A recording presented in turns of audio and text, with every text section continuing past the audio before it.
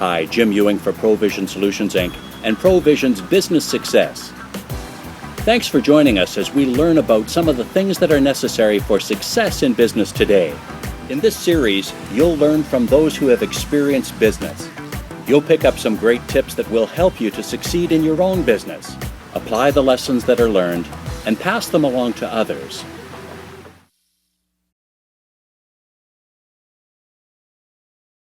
My background started off in industry. I'm an engineer by training, and ended up as an academic at the University of Calgary, which I left 2 years ago. I'm still an emeritus prof there, but I run a little company today to take our research findings and put it into industry.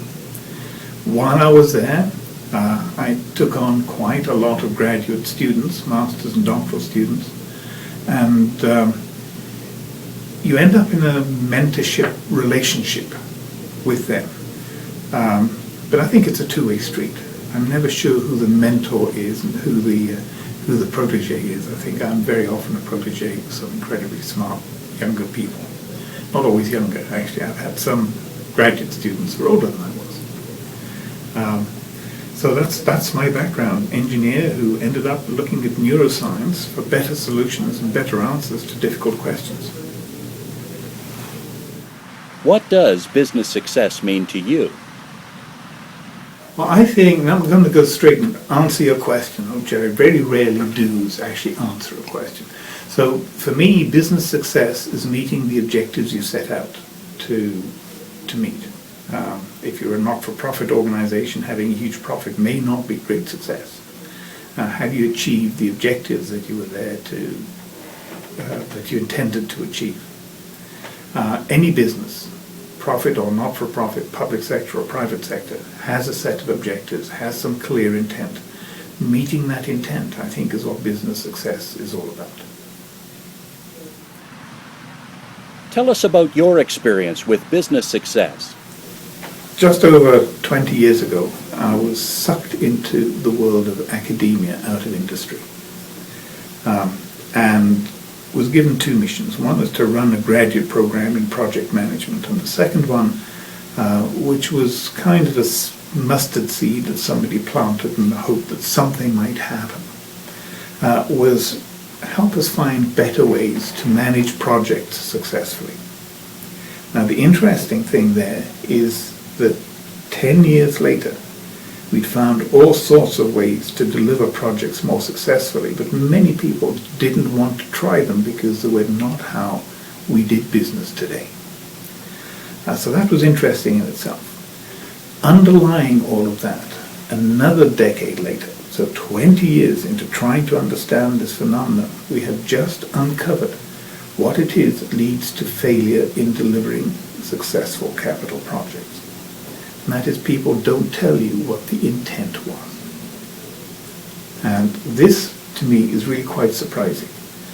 You'd think that if I was going to build something very big and costing hundreds of millions or even billions of dollars here in Alberta, that somebody would say, this is why we're doing this project. And this is what's going to drive it. And this is what's more important and this is what's less important, so that people can make good decisions around the day-to-day business of delivering on that intent. If I don't know what the intent is, I can still build a project for you, but I may make a lot of very bad decisions on your behalf. What are the top things that contribute to success in business? Right. I used to do company turnarounds 276 years ago, and the big thing about company turnarounds is you had to really understand what it was that the owner of the business wanted and the other key stakeholders, like the banks that had lent you a lot of money, might want. If you don't understand that, you will not deliver a successful business that's still got a heart that ticks and employees at work and customers that want to come to you. So with a company turnaround, the first thing you have to understand is what the priorities are. Get the business working, pay back your shareholders, what are you doing that's most important first. And then you have to manage people's expectations around that. failure to do that, and you may as well not bother because you're going to fail in a different way, because you're upsetting customers, you're upsetting shareholders, you're upsetting somebody, and customers and shareholders very often don't want the same thing. What are some of the words of wisdom that you'd pass on to others? First one is have a business plan.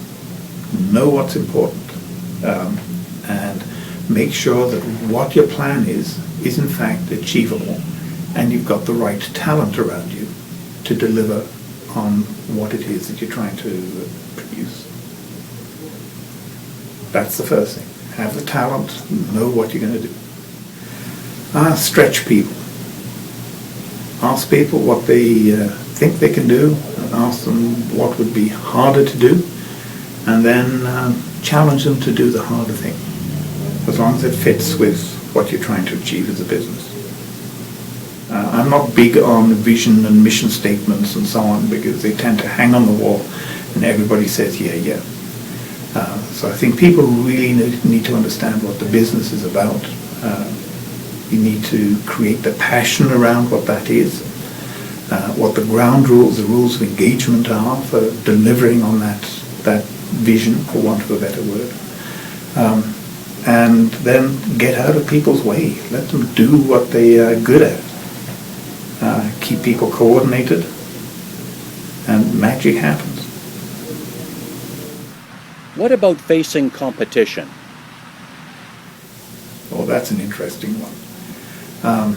The last company I worked with that was a turnaround was a construction company.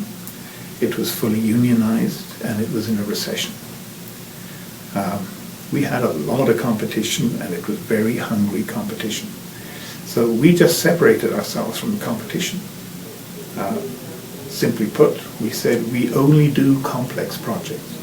If you've got simple projects, go talk to our competition. They can do all the normal projects, big ones, small ones, doesn't matter, they're great at that.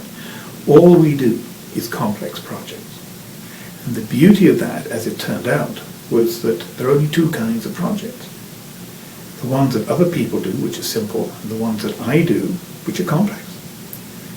So we didn't actually lose any market opportunity, but because we were seen as the specialist, we were able to negotiate over 80% of the work that we did as we climbed out of our financial pit. So differentiate yourself, be very clear with your clients what you do and what you don't do, and don't cut out the market in the process. How do you succeed in a global marketplace? We are all in a global marketplace, even if we work in a village, because all it takes is one person with Edo's Japanese food to compete with our little restaurant, and we may be out of business tomorrow. If we're in retail and the Walmart turns up, we're going to worry. So the global world is one that we have to be sensitive to at all times. And again, we've got to place our business somewhere where the value add is clear to the customer. Why should I come to you and not to somebody else? And that's very difficult in the global market. And it's the personal relationships, I think, that make the difference. How do you improve cash flow? If I don't have, any business has money in and money out.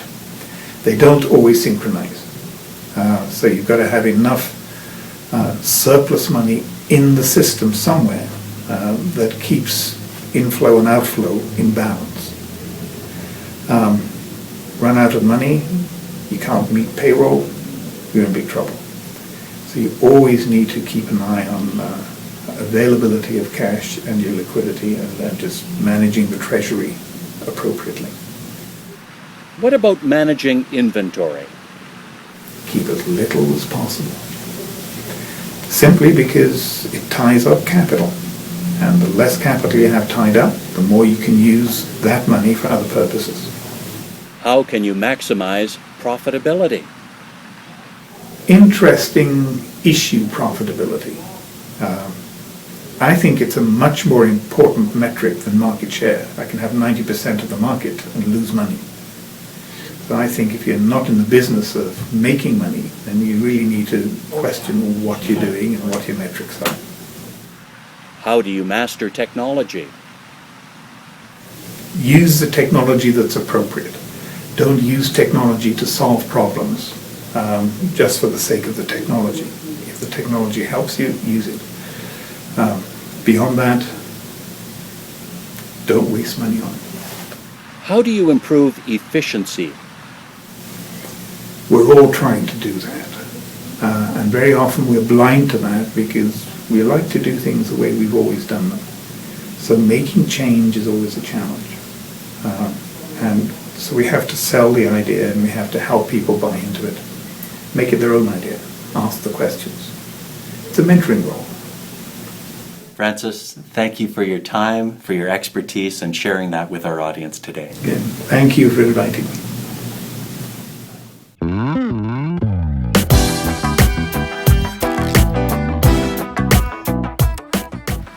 If you have questions about business success or other things to move forward with your organization, drop us a note and we'll get back to you with information to help you move forward.